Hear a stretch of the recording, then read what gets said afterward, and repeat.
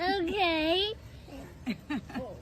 When she says, okay, that's me anytime someone's been hugging me for too long. Where's the rest of my rated 0 in physical touch gang? No touchy.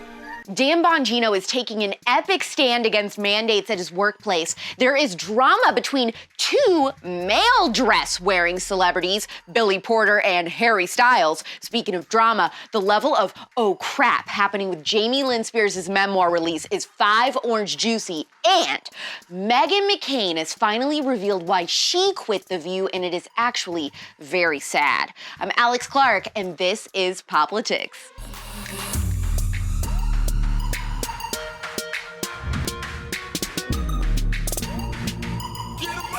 So many of us right now are wondering what the heck we are supposed to do when it comes to this mandate and potentially losing our job. Enter a conservative you all love and respect, Dan Bongino. Dan's show is syndicated through Cumulus on tons of stations, and he just gave them an ultimatum on their mandate because he feels bad for all the employees of Cumulus who can't afford to step away. So he said, either end this requirement now or you lose me and my show. Imagine the countless number of individuals trying to explain to these companies. Ever thought of that?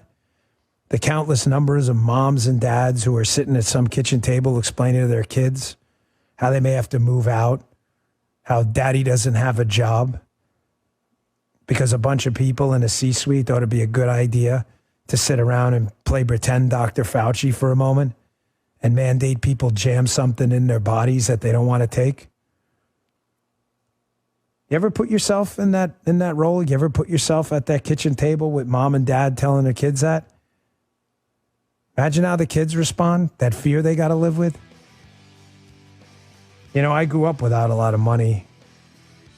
My mom used to make bologna sandwiches for dinner. And when the bologna was no good, you'd cook it and you'd make it good right quick, right? I'm not leaving any of those guys behind. You can have me, or you can have the mandate. But you can't have both of us.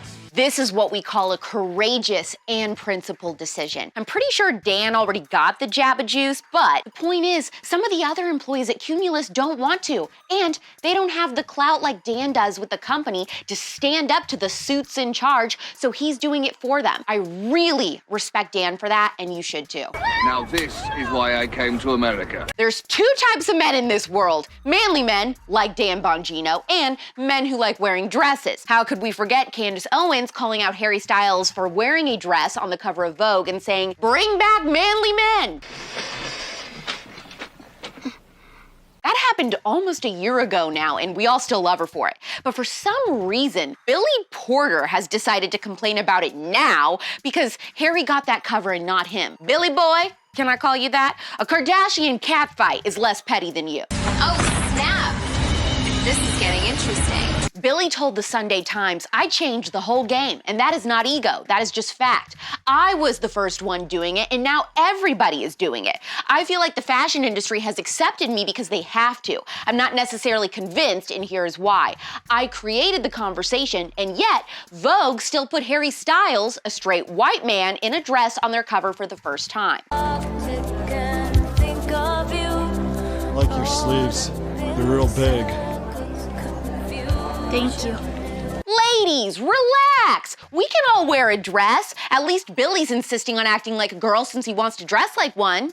Why don't you put on a dress and do a dance? Billy went on to say that Harry Styles doesn't care. He's just doing it because it's the thing to do. This is politics for me. This is my life. I had to fight my entire life to get to the place where I could wear a dress to the Oscars and not be gunned down. All he has to do is be white and straight. Shut the f*** up. I have news for Billy. Whether a guy is white or not, if he's wearing a dress, people are laughing. Billy's not only wrong about himself being the first, but he's also wrong about Harry being the first guy in a dress or women's clothes on a magazine cover. Boy George was on the cover of multiple magazines back in the day, and Jonathan Van Ness wore a dress on Cosmopolitan's cover in January of last year. But you can't deny Dumbledore's got style. Britney Spears' little sister, Jamie Lynn Spears, has to be sweating bullets right now with her new memoir coming out in a few months. Why is it that I always find you in the middle of a tussle? Bad timing? There couldn't be worse press surrounding Jamie Lynn Spears. She may as well have been holding the keys to lock up her sister all these years in a dungeon somewhere, at least according to the public. Let me out! Let me out! Let me out of here! Here's all the things that have gone wrong with this memoir coming out. First of all, originally her book was going to be called I Must Confess, Family, Fame, and Figuring It Out, which obviously referenced her sister's 1998 song, Baby One More Time. Britney fans absolutely freaked, especially because this announcement was made right as all this conservatorship stuff blew up. So then Jamie Lynn changed the title to Things I Should Have Said.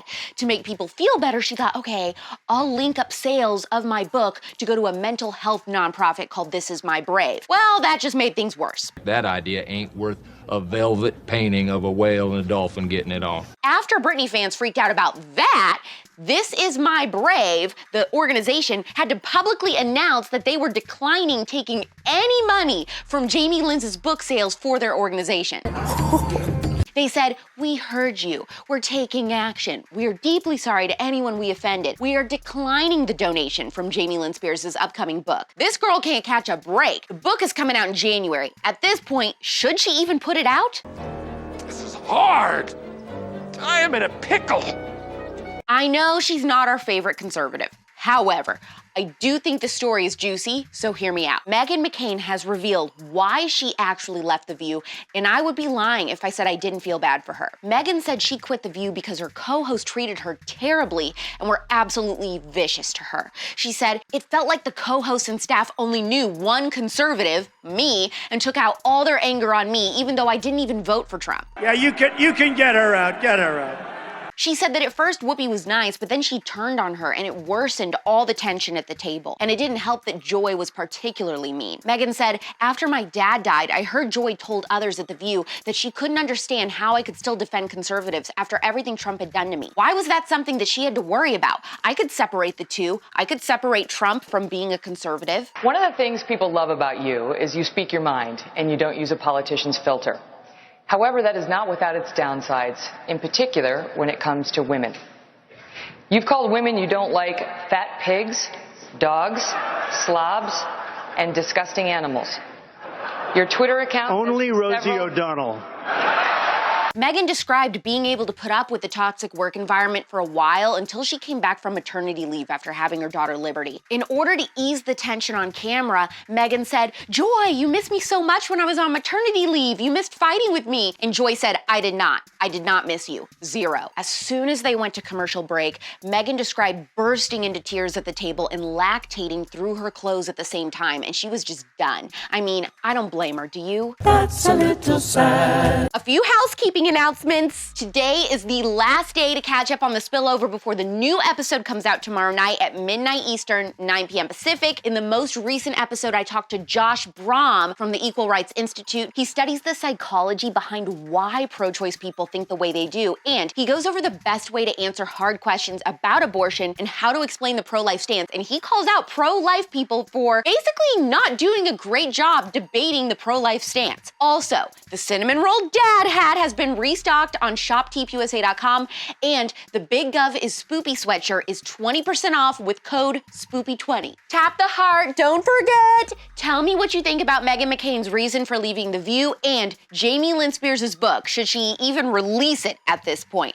Also, tag Dan Bongino, salute him for taking a stand for all the staff at Cumulus. I also hear that Southwest is going to drop the unpaid leave thing too because of all the backlash. Holding the line is working. Post today's episode on your story. I think it's really important for people to see Dan's announcement and get some encouragement from it. And tap that save button because that really helps POPlitics do well in the algorithm. It's pop culture without the propaganda every single day. I'm Alex Clark, and this is POPlitics. Support POPlitics, the first ever conservative pop culture daily show, by subscribing to our channel, turning on notifications, and of course, hitting the thumbs up. Also, our main home is on Instagram. Seriously, just trust me, that's where the real magic happens. Follow us there at POPlitics.